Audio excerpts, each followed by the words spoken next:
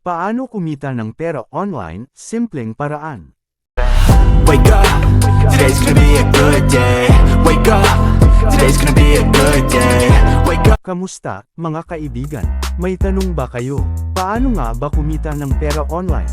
Kung gusto nyo malaman ang sagot at marami pang iba, siguraduhin nyo nang i-subscribe ang ating bagong channel.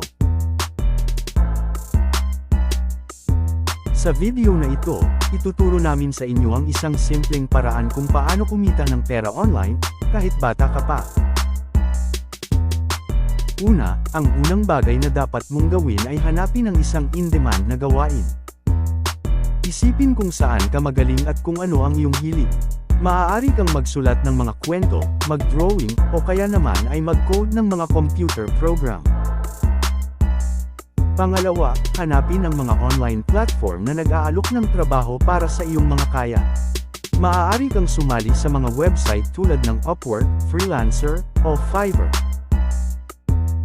Ikatlo, magsimula ng maliit. Hindi mo kailangang maglaan ng malaking halaga ng pera para magsimula. Maaari kang mag-umpisa sa maliit na mga proyekto at unti-unti nang lumaki kapag nakuha mo na ang kumpiyansa.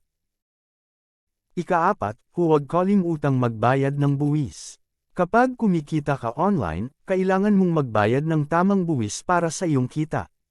Ito ay bahagi ng iyong tungkulin bilang isang mamamayan. At huli, mag-ipon ng iyong kita.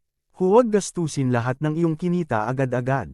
Magtatabi ng isang bahagi ng iyong kita para sa mga pangangailangan at pangarap sa hinaharap.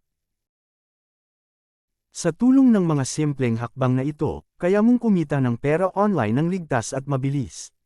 Kaya go na, mga kaibigan. Subukan na natin ito.